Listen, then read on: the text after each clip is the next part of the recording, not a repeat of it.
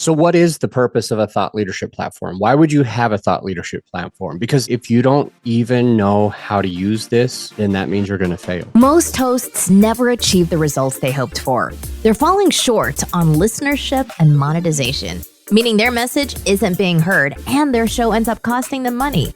This podcast was created to help you grow your listenership and make money while you're at it. Get ready to take notes. Here's your host, Adam Adams. Hey, podcaster, it's your host, Adam Adams. And what is the purpose of thought leadership? Why would you have thought leadership? Think about it for a second because you don't want to lose. And if you're not doing it right, you're going to lose. If you don't know the real purpose of your thought leadership platform, you're likely to miss the mark. Missing the mark means you lose your income. You lose your credibility. You lose your chance to succeed. So, number one, in this episode, we discuss the main purpose of your thought leadership platform. And then number two, we'll share the 4 types of thought leadership and how you can choose yours. Third, we're going to discuss common mistakes that people are making when they have thought leadership platforms, things that they do that make them fail so that you don't fail also. Fourth, we'll talk about some best practices, the few things that you definitely need to do if you've got a thought leadership platform. And fifth, we'll talk about how do you put it all together? How do you make sure that your thought leadership platform gets good use? And number 6, we'll wrap it all up. I hope that makes sense. So let's dive in. Number 1, we need to figure out what is the purpose of your thought leadership platform. And let me give that to you now. So take it, receive it, write it down. The main reason for you to have a thought leadership platform at all is to make sure that people talk about you when you're not in the room. You want people sharing your content. You want people to be able to talk about you when you're not there, when you're asleep, when you're on vacation, years after you've stopped having a thought leadership, you still want people sharing your content. And to get there, to help understand this, I want to share a little story. We may have talked about it on the podcast before, and that's okay.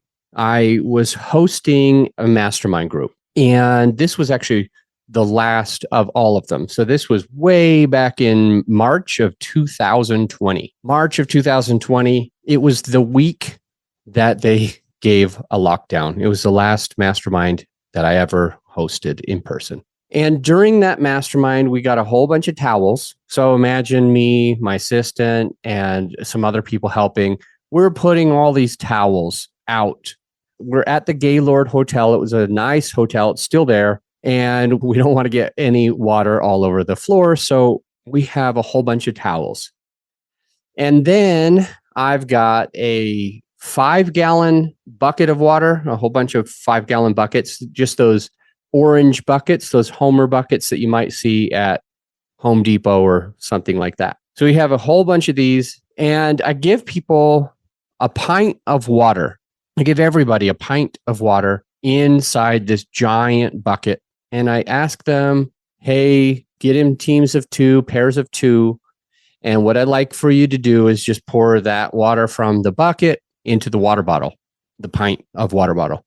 So we watch everybody, and of course, everybody is spilling. I don't even know how this one guy did it, but they did it with almost no spilling at all. So they got close to the entire pint from the 5-gallon Homer bucket back into the water with a very small mouth. But everybody else, it was a disaster. It was a good thing we had those towels because water was everywhere. And I asked, I had everybody, for a show of hands, does anybody know what we could have done to solve this problem? Is there something we could have done to make it easier for you to put that water, just that 1 pint of water from the 5-gallon bucket, into the 1 pint of water, the empty water bottle? And someone says, yeah, I'd like to use a funnel. And that's where we're starting. So as soon as that person said that they could use a funnel, we had 20 funnels hiding behind the podium. We grabbed the 20 funnels. We said, anybody who wants to try again can try again. Pour your water back in. We'll get you a pint of water, and we'll see if you can get that pint of water into the water bottle from the 5-gallon bucket. And now, of course, everybody gets every drop. There's almost no water being spilled. The moral of this story is that you need a funnel. A funnel helps a lot. Can you imagine if we had a pint of water bottle, just an empty water bottle, and it just sat there in the rain? Let's even say that we leave it in the rain for 4 hours. 4 hours of rain. Is that water bottle going to get full? Probably not, because the top lip of that water bottle, the mouth of the water bottle, is too narrow. It's too small. If the top of your funnel is that small, it's going to be very hard for you to get people to you. You want people to talk about you when you're not in the room. And the way to do this is to get that mouth as wide as possible.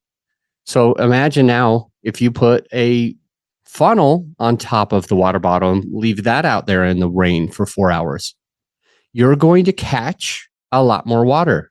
You're going to have a full water bottle. You will have more water or more clients than you know what to do with, more than you need and more than you know what to do with. So this story about the funnel is what I want you to be thinking of when you think of the top of the funnel. I want you to be thinking of, how do I get that mouth as wide as possible? How do I get in front of the right person? And how do I make sure that I can move them toward their next step? With that in mind, let's move to number 2. Number 1 was, we want you to understand that having a thought leadership platform means that you need people to talk about you when you're not in the room. It's the only way to grow. Number 2 is the 4 types of thought leadership. The 4 things that you could do is your podcast. That's number 1. You could do YouTube. You could write a book, or you could have a blog online. These 4, you could also use social media. I'm not going to write that necessarily, but your podcast, your YouTube, your book, or your blog, these are the main 4 types of actual thought leadership. These are the main 4 ways that you can get people to talk about you when you're not even in the room, so that you can grow your business on autopilot. So why would you use one or the other? YouTube has video. It has a certain type of viewer. It has a certain type of work and effort that goes into the production.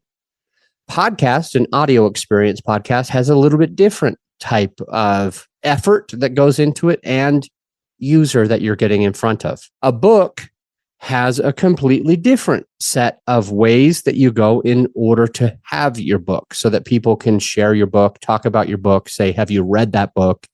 This person wrote this book about this one thing and it helped me. Do you want to borrow a copy? I will let you borrow my book for a little while. Hey, I will send you the link to the Amazon or to the Audible, or a blog. Why would you have a blog? Why would you have a podcast? Why would you have a YouTube? Just think about your person. I'm going to give you a couple little tips that point toward a podcast, because I enjoy my podcast and I've found that there's actual scientific reasons that I should have a podcast.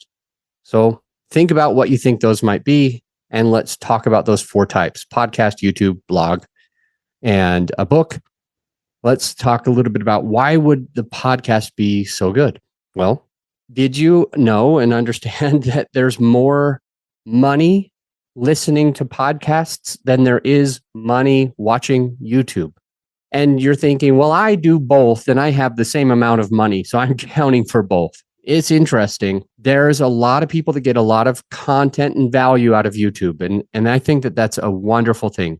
At the same time, you have to understand that the people with more money are more likely to spend their time listening to a podcast because they can multitask.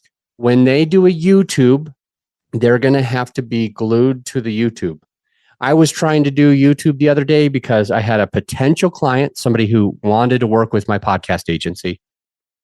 And I asked them to please send the audio version of their podcast. I say, give me your Apple link to the podcast. And instead, they gave me a YouTube link. And I was pissed. I was pissed because I don't have the paid version of YouTube. And if you don't have the paid version, you can't just leave your headphones in and put your phone in your pocket and be listening to YouTube. As soon as you turn your screen off, YouTube stops. And I was walking around the whole house. I was working on a house, fix and flip. And I was walking around the whole house. And so I couldn't exactly have my phone with me. If I'm going upstairs, my headphones are not going to work anymore. And my hands were too dirty. They were full of drywall mud. And so I wasn't able to carry this around. And so I was upset because I couldn't do two things at once. And did you know that people who listen to podcasts like to do two things at once? They're people that can multitask a little bit better. They're people that want to get the most done in the shortest amount of time. They are successful people. Successful people listen to podcasts because they can easily go on a trip and consume your content. They can easily go on a walk. They're at the gym listening to your content. They're cooking for their family and listening to your content. It's harder to do that stuff with YouTube.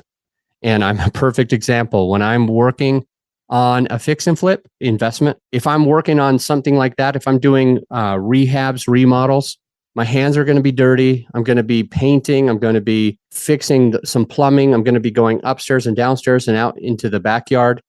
It's too difficult for me to try to focus on a book. It's too difficult for me to focus on some blog. It's too difficult for me to focus on YouTube. So because I want to be highly effective, I'm going to consume my content through podcasts. And that's where the people with the real money, the real success are going to be. If you want to sell your product, sell your service, work with those people, have them join you because you're the attorney, you're the coach, you're the mentor, you're the real estate professional, you're the insert who you are here. You're going to find that maybe you can get 150 people to subscribe to your YouTube channel. Nobody's going to hire you. If you are on a podcast, you'll probably get a lot more. And for another reason, right now, there are more than 50,000 YouTube channels, while there are only 50 million YouTube channels, while there are only 5 million podcast channels. So there's more than 10 times, I think it's actually 12 times, the amount of channels and the amount of users is close to the same. There's still more on YouTube, but this still puts you in a place where you're more likely to be found if you have a podcast. And because the podcast listeners have more money, you're more likely to sell your product or service to those people who are checking you out. We started by talking about why you should have a funnel or a thought leadership platform. And it is because you need people to talk about you when you're not in the room. And we talked about the 4 types of thought leadership that you can choose from: podcast, YouTube, book, and blog. And now number 3, a third, we're discussing common mistakes. So if you don't want to make mistakes in podcasting, this is the piece for you. These are the things that ruin someone's podcast. We are going to talk about those and then get into best practices and putting it all together here in just one sec. Be right back. Hey, my friend, as you know, this episode is sponsored by my company, GrowYourShow.com. We want you to be able to have the best tools at your disposal without costing you a whole arm and a leg. So right now you can get a free list of vetted equipment that like mics, mixers, webcams, sound treatment, editing software, everything that you need. I created the whole PDF with direct purchase links just to save you time and money, to help it be more convenient for you. So this free PDF will help you skip all the guesswork. If it's on there, it's vetted and approved by yours truly. And if it's not on there, it's probably not worth the money. So go ahead and get yours at growyourshow.com/PDF. Let's get back into the show. Thank you for staying with us. We are back. And as discussed before, we talked about the purpose of thought leadership. What was it? Think about it. It's so people talk about me when I'm not in the room. Then we talked about the 4 types of thought leadership and why podcast was so good. Third, we're now into the common mistakes. Right before the break, I mentioned that we were going to be talking about some common mistakes for podcasters. I've got a few listed here, and they are going to contradict themselves. So let's get started. One is that you're too salesy. on your podcast. All you do is pitch, pitch, pitch. You're not giving any value to anyone. The person listening thinks, oh, this person doesn't care about me. They're not giving me anything. They only will give me something if I buy from them. And all their content just points toward me buying from them. You're going to lose if you're too salesy. Now, I said we were going to contradict ourselves. Also, another common mistake on your thought leadership platform, on your podcast, is that you're not salesy enough. What does that mean? That means you never have any way for your listener to become a client.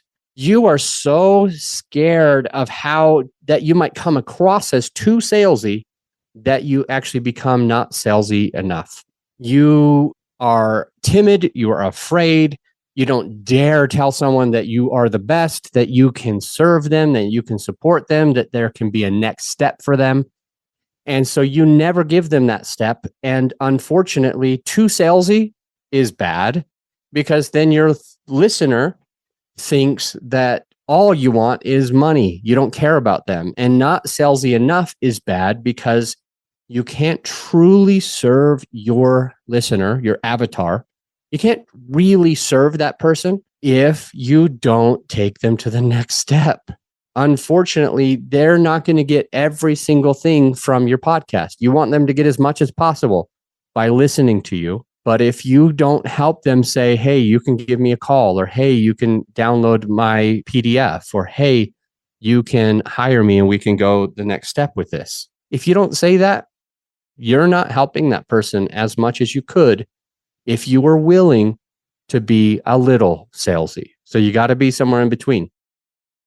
Also, another common mistake, so we're still on the third thing, common mistakes in thought leadership, is being too broad. I see this more than I see just about anything. People come to work with Grow Your Show and they say, I have this amazing podcast. It is for mothers who are nursing, and it is for male doctors in India who are struggling with their weight. And it is for the 17, 18, 19-year-olds that are just starting to learn about the birds and the bees, and to get them to be able to be more conscious human beings. And it's for those people that are Christian who do this one thing, that want to proselyte.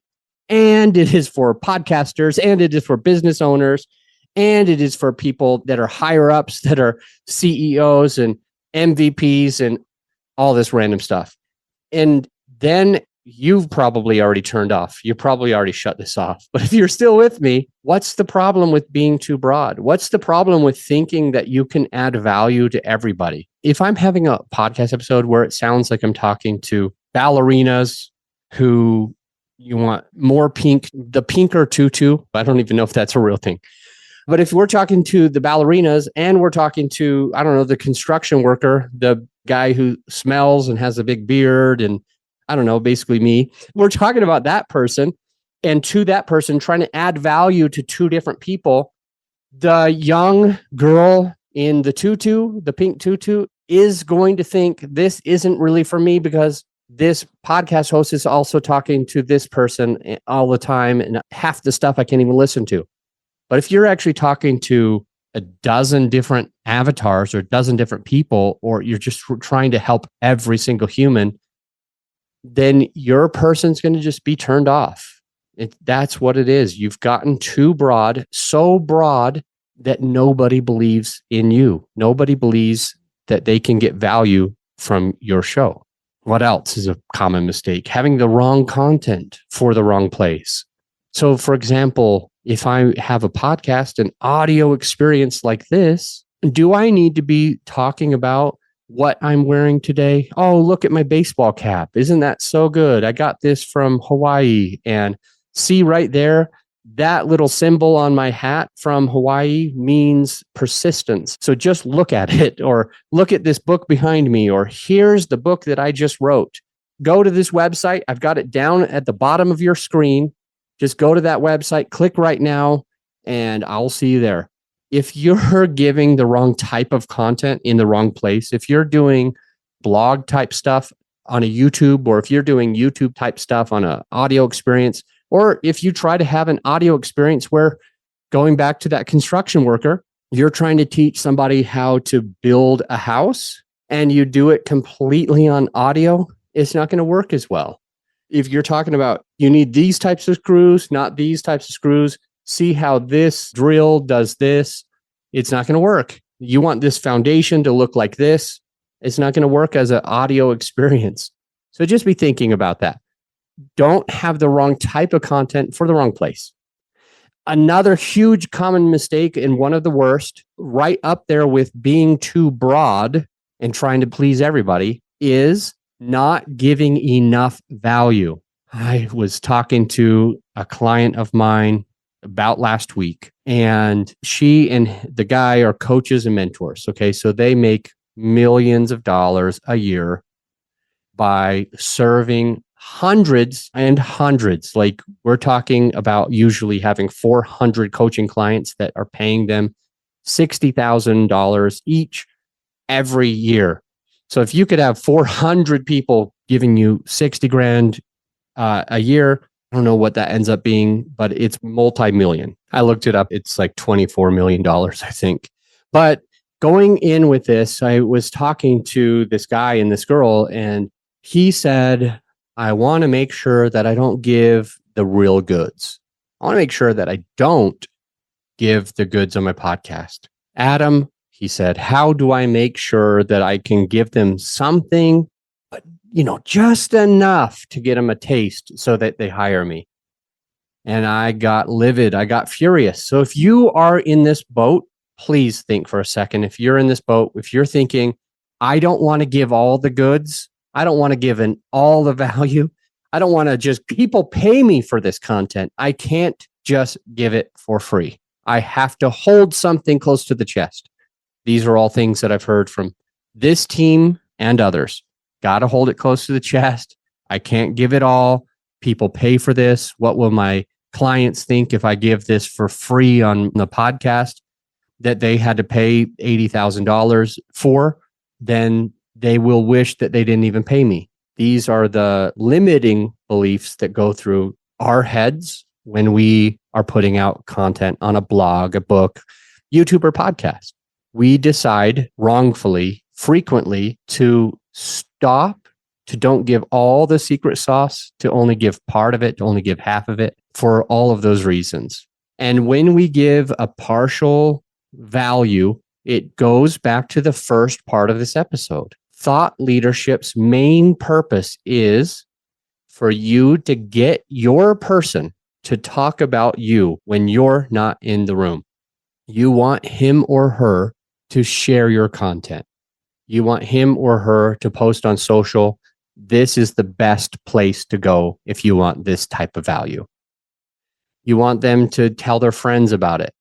When you do that, your voice grows. You get in front of more and more people. If you opted to not give enough value, you would not get in front of your person, because the one person who did listen, who did take a chance, never shared your content.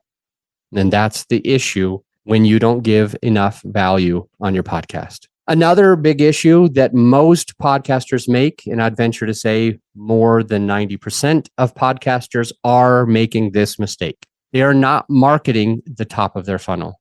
They've got a YouTube channel, they've got a podcast, and they're not trying to get in front of anybody. You've got to put some paid ads so that people are aware of your stuff.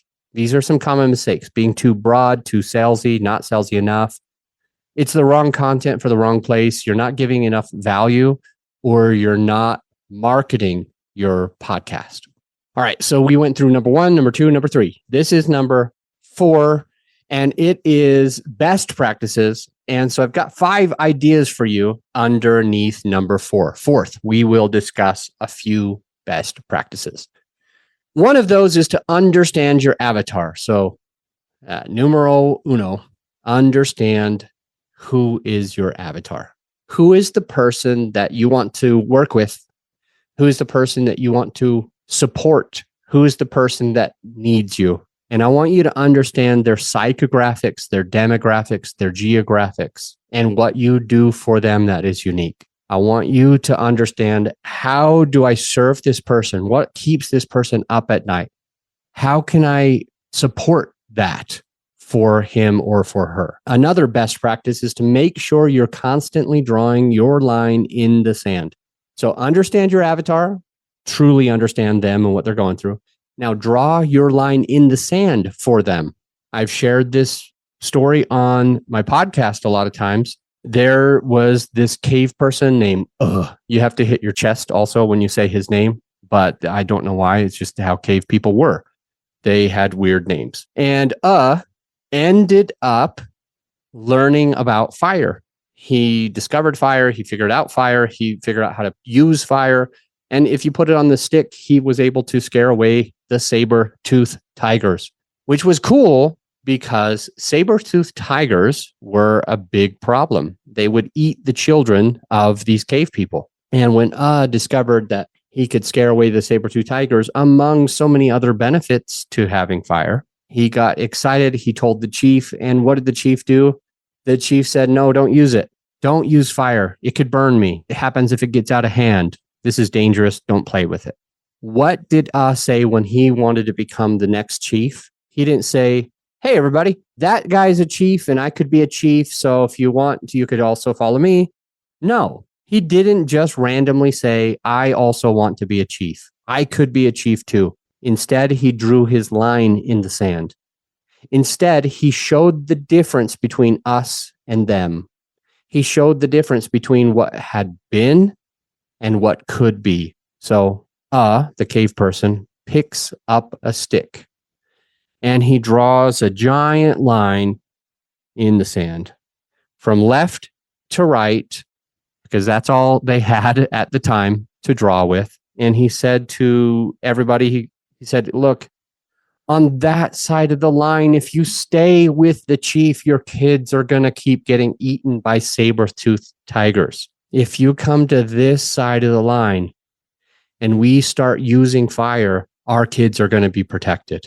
We won't have to keep losing our children to the hunger of the tiger. And because he drew a line in the sand, because he freaking stood up for something, because he had a belief, because he showed the differentiation between us and them, because he drew his line in the sand, had something new to say, something different to say, something unique to say, something that showed that there was a difference. He's not just another leader. That's why he had half the tribe join him. That's why he was able to become the best leader himself, because he had a vision and he explained the difference and he let people pick for themselves. Do I want my kid dead or do I want my kid alive? Seems like an easy choice. I'm leaving the current chief and I'm going with you. So you've got to draw your line in the sand. You've got to take your stick, draw it, and say, this is what happens when you're over there, and this is what happens when you're over here.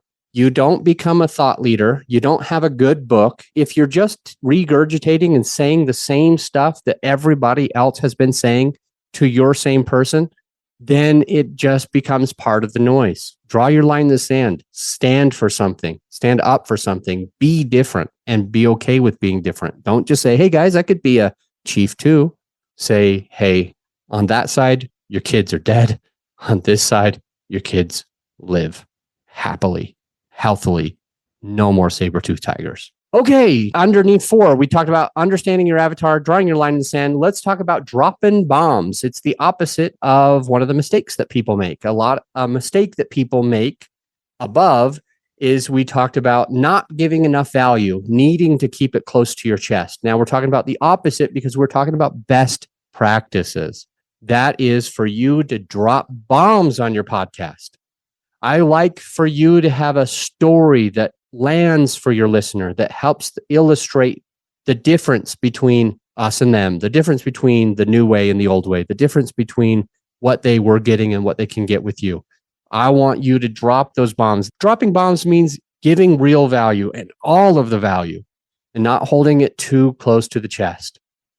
The next is to have paid marketing. So we talked again, not marketing the top of your funnel. This is to pay for marketing. This is to get in front of more people, to find your avatar in more places, to get in front of them and for them to keep hearing the bombs and to exponentially grow your thought leadership platform, the amount of money that you can make, the amount of impact that you can make on the world by having paid marketing to get in front of more people.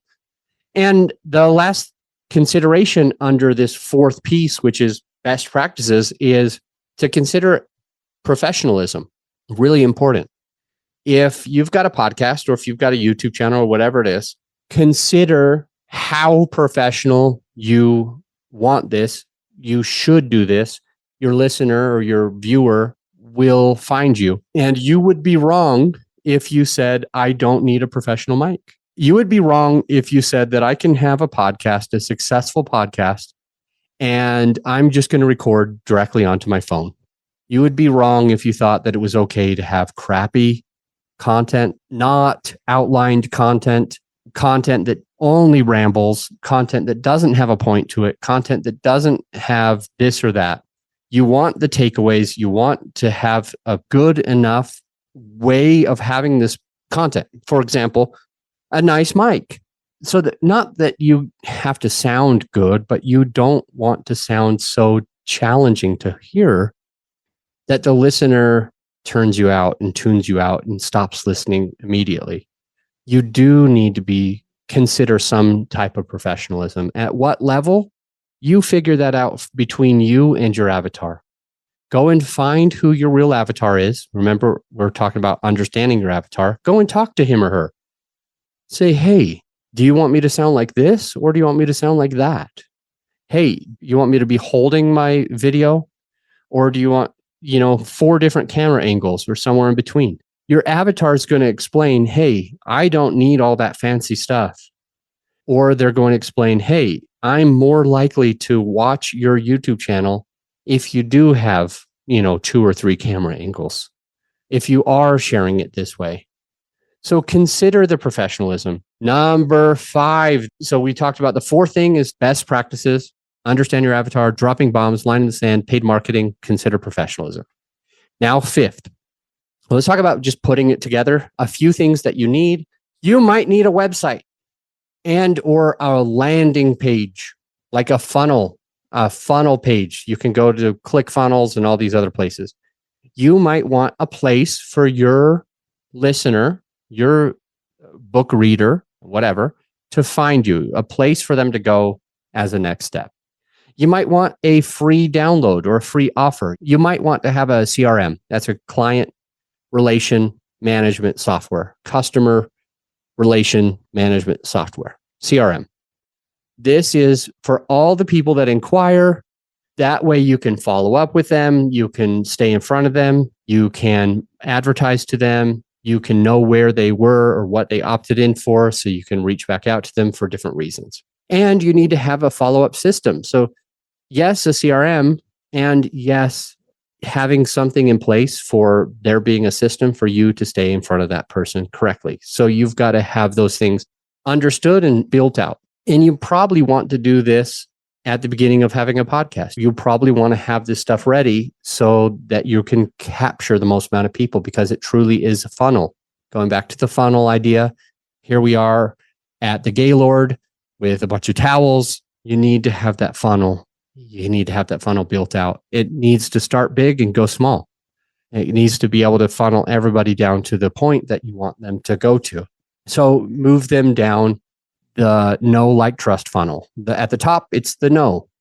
This is the awareness. You've built awareness for your brand. People are talking about you when you're not in the room. Then in the middle is the like. They've started to vet you. They've gone to your social media. They've looked to see what you are all about, who you're about. If you seem to have the same type of values that they have, they're on your social, they're looking for you, etc. They've taken that first step and gotten a free thing from you. They've said, I'll give you my email address in exchange for that cool thing that you made. And then there's the trust. This is when they say, I believe in you. You are the person that can serve me. You're the fitness coach that has helped so many of my friends to be able to lose 40 pounds each. I think I can lose 40 pounds. Here's my $7,000. I want you to help me get fit. So that's what it is. Move them down the funnel. Know, like, trust. So putting it all together, you might need a website, online funnel, a free download or offer, a CRM, a follow-up system. Remember, the fortune is in the follow-up.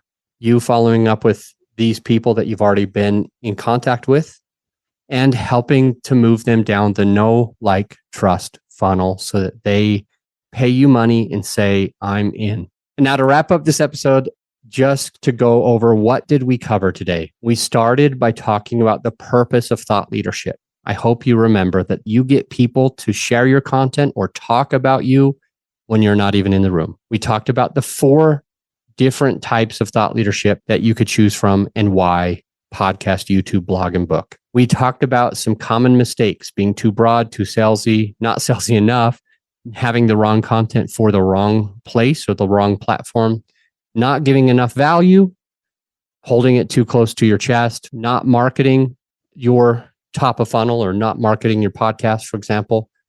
Then we went into making sure you understand your avatar, draw your line in the sand, drop some bombs on your podcast, have some paid advertising, get in front of the people that you need to get in front of, and consider professionalism to the level that you need in order to serve them. And we talked about making sure you knew how to put it all together with some websites, funnels, online offers, CRMs, follow-up systems. Fortune is in the follow-up. Move them down the know, like, trust funnel. And that's how it works. If you need anything that has to do with your podcast, reach out to me. We can help. Grow your show at growyourshow.com. And you can just click on the button at the top right. It says schedule a call with me, and I'll talk to you then. If you're glad that you checked out the podcast today, if you got some value out of this episode, some actionable takeaways, I invite you to do one of 3 things. A, you could do a written review on Apple. Let us know what you think. Just an honest written review. B, you could share the podcast with a friend of yours who needs it. Or C, at the very least, implement what you've learned to take your business and your podcast to the next level. And I'll see you on the next episode.